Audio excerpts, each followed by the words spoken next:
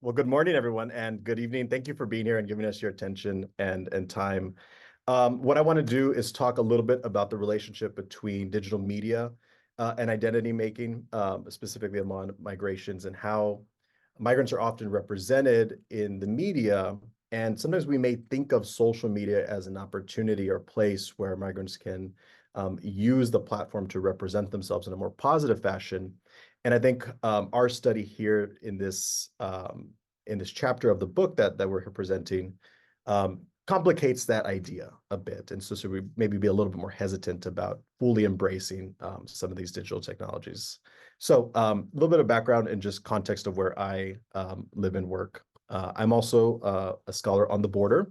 I'm in Laredo, Texas. And I think one interesting thing about where we're at the US and Mexico border is it's the largest inland port in the United States in terms of the flow of capital. I would say that capital flows quite easily across this border, and so does data, as I think my colleague Michael Lechuga hinted at quite a bit. But migrants, people, are perhaps the most restricted. And so that contradiction illuminates a lot of the work that we tried to get across in this book and some of the discussions that we're having in this webinar as well.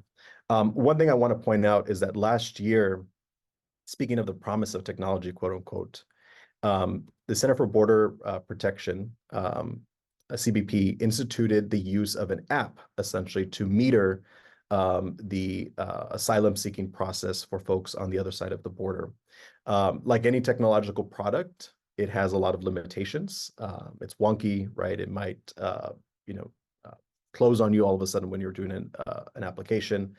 Asylum seekers have to take an image of themselves while they're filling out their application on a daily basis to have a chance to, do the interview process.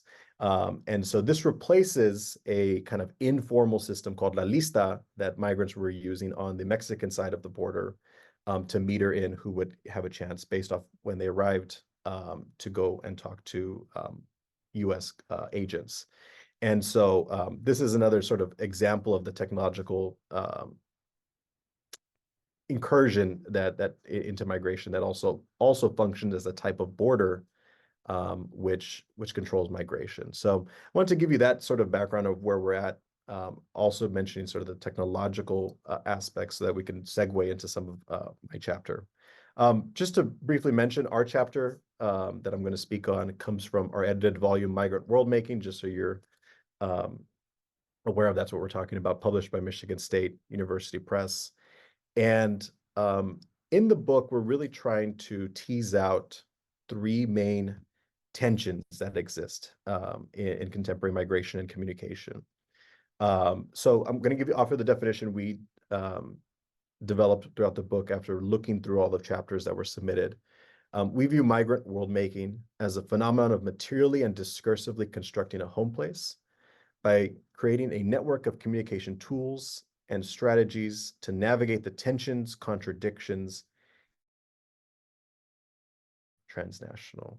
So we're kind of intervening here and trying to move away from an explicit focus on how others may represent migrants, how migration is disciplined, and look really at that meaning-making process that's happening by migrants themselves. So I mentioned the tensions. I want to just highlight them very briefly, the three that we identify in the chapter. These are in the introduction if you'd like to go read it. But the tensions are representation, memory, and place. And so there's this tension of being represented, and my colleague Michael talked a lot about that, and then opportunities for self-representation at the most simple level, kind of like Sergio talked about. Even those opportunities for self-representation, though, are complicated. We exist in a media landscape, especially that is predominantly structured by by companies, transnational companies. There is no sort of public square in that regard.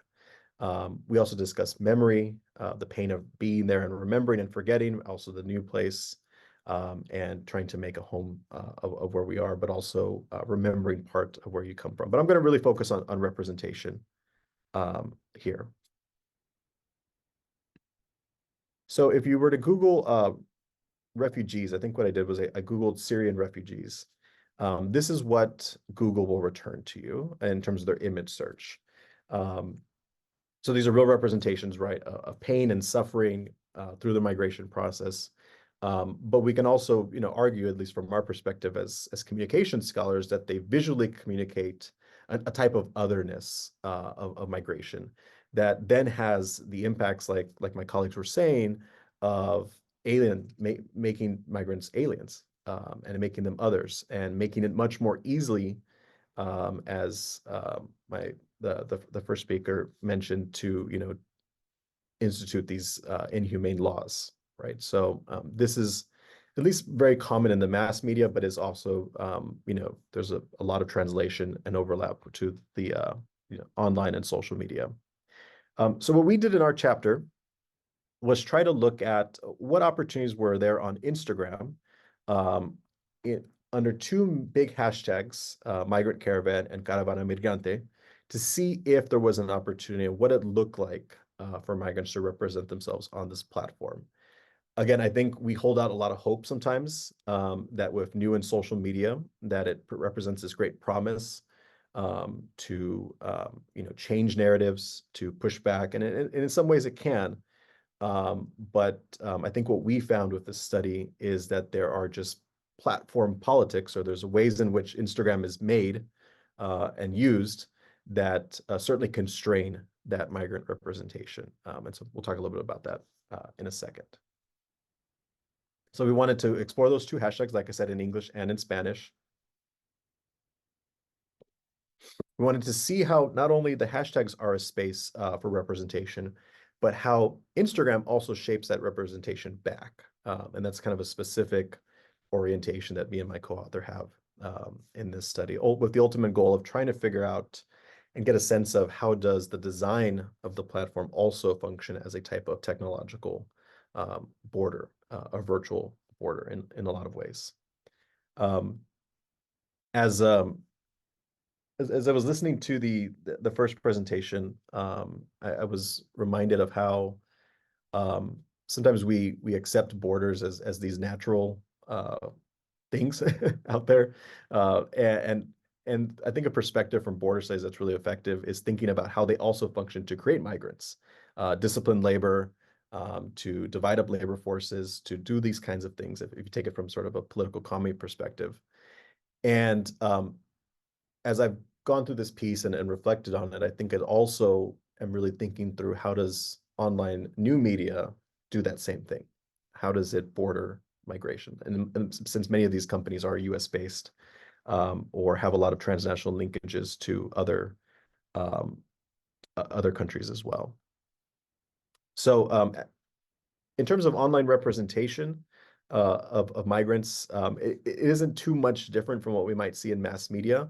While there is an opportunity for self-representation that can speak to real lives and real experiences, it is often drowned out by those with more powerful platforms and audiences, that then can usually reproduce the dominant kind of narratives that we would see in the mass media, the usual kinds of things: large groups of people, faceless folks, dehumanization, those elements that are very common in mass media representation. My colleagues Jaramillo Dent and Perez Rodriguez, in their own study of Instagram, the mediation of migration on Instagram, found the same thing, that there was very little migrant voice present in Instagram post dealing with the border wall in the US-Mexico border. We also take it from the perspective, like I've mentioned a couple times, but just so you know where we're coming from, that how social media platforms, how the app, how the website is constructed, and what it lets you do matters quite a bit. And we really tried to, in this study, take a holistic approach to each post, not just looking at the visual element, and kind of doing like what Sergio did in a different way, really analyzing every aspect of it: the hashtag, the tagging function, all of these different elements that really enable a specific type of representation. So another thing we did is we just collected everything that was included in the hashtag in a certain time period. We didn't filter out what we thought didn't cover it because we did want to capture what was being introduced into this discussion, into the space using the hashtag. So here's just a sample of a couple posts at one point. You can see a wide variety, right? You can see everything from political activism to a resharing of a picture to somebody talking about their own experience to mass media coverage here to literally a caravan in a different sense being shown. So there's social media allows for anybody to participate in these spaces. This is just details about how we did it. Like I said, the big point here is that we just decided to collect everything associated with the hashtag.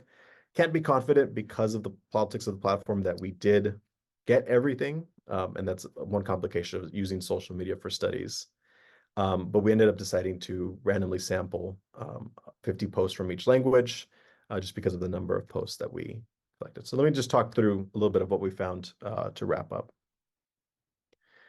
Because these are hashtags on a social media platform, we found that a lot of groups that were interested in talking about migration or migrants themselves used it to globalize the hashtag and bring the experiences of other migrants, other places experiencing dislocation into the conversation, predominantly in the English language hashtag.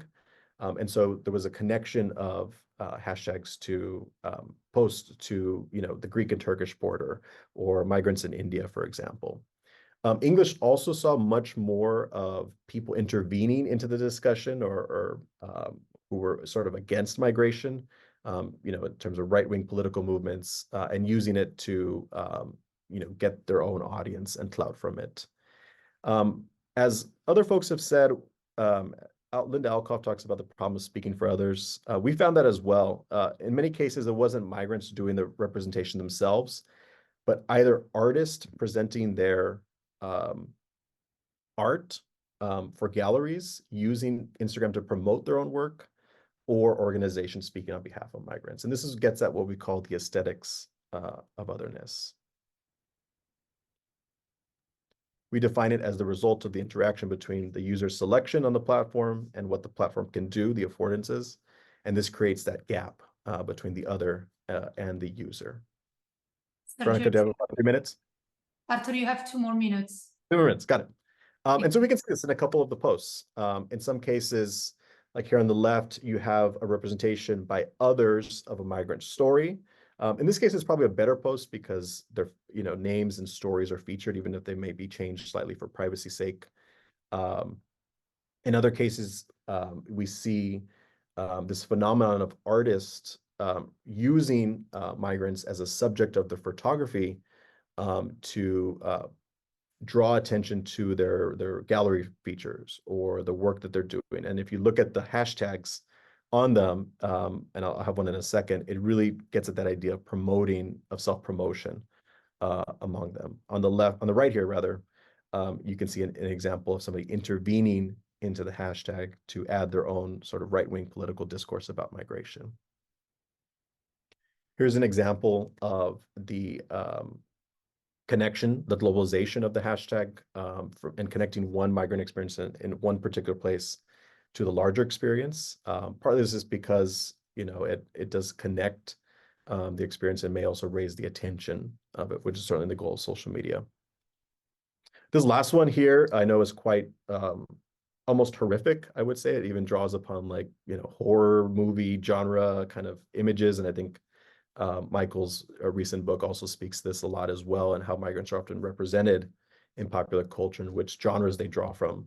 But you can see in the hashtags also that there's this connection to fine art photography and documentary photography, which then, extends that aesthetics of otherness.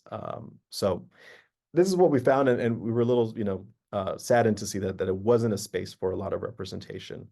There is right now a kind of phenomenon of migrants representing their experience on TikTok. The critique is being that they're often using the forms of influencing to do so. So that's, I think, a really interesting phenomenon that I definitely want to look into more, but I will end my presentation there. Thank you, Veronica.